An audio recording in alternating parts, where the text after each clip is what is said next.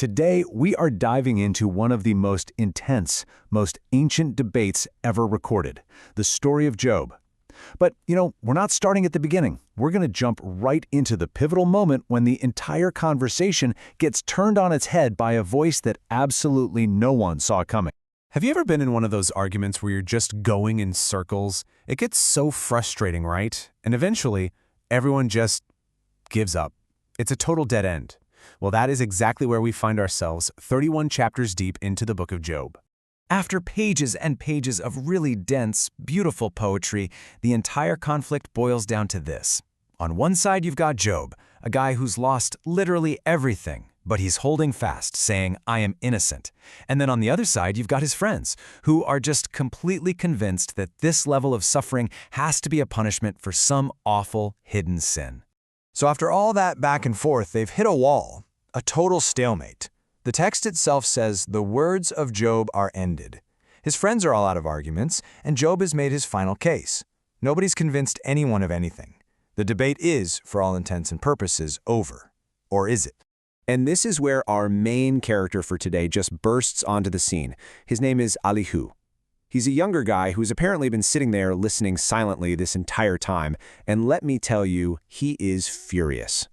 He's angry at Job's friends for failing to come up with a real answer, and he's angry at Job for justifying himself instead of God. Yeah, Elihu is not holding back. He describes this need to speak as this incredible physical pressure. He says he feels like a new wineskin that's about to burst. He is just so convinced that everybody has missed the entire point, and he cannot stay silent for one more second. So Elihu starts out by challenging this unspoken rule that was guiding the whole debate, the idea that the older you are, the wiser you are. He's respectful to his elders, sure, but then he makes this incredibly bold claim. He says, look, true understanding doesn't just come from having a lot of birthdays. It comes from divine inspiration, what he calls the breath of the Almighty. So after laying that groundwork, Elihu goes on the attack. And what's so interesting is that he doesn't pick a side. Nope. Instead, he confronts both of them with this fiery accusation. His critique is a two-front war. First, he goes after Job, charging him with being way more concerned about proving his own righteousness than with defending God's honor.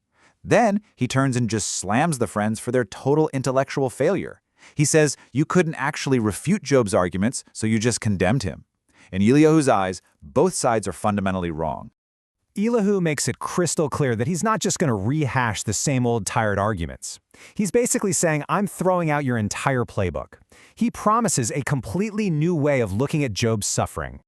And this is it. This is the new framework he promised. Elihu introduces an idea that shifts the whole conversation away from suffering as punishment and toward a completely different purpose for pain.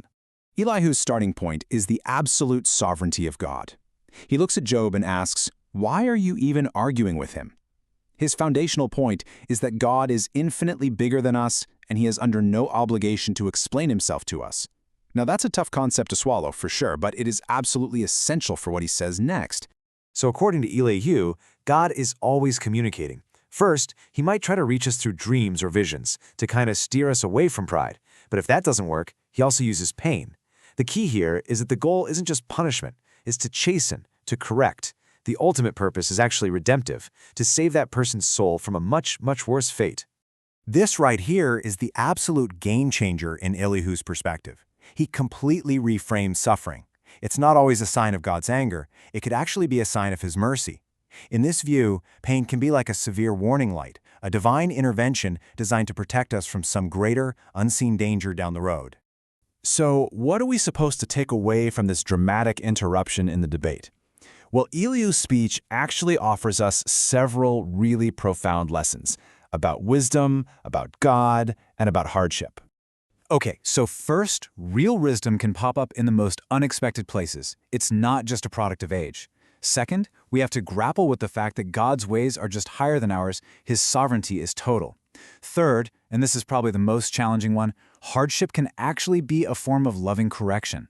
It means that God might be working behind the scenes to protect us, and if we can actually respond to that correction, it can lead to true restoration. So I want to leave you with this final, really thought-provoking question. If we started to see our challenges not as just random bad luck or punishments, but as potential interventions designed to steer us toward a better path, how would that change the way we face them? It's a powerful question that was posed thousands of years ago, and honestly, it's one that's still worth wrestling with today.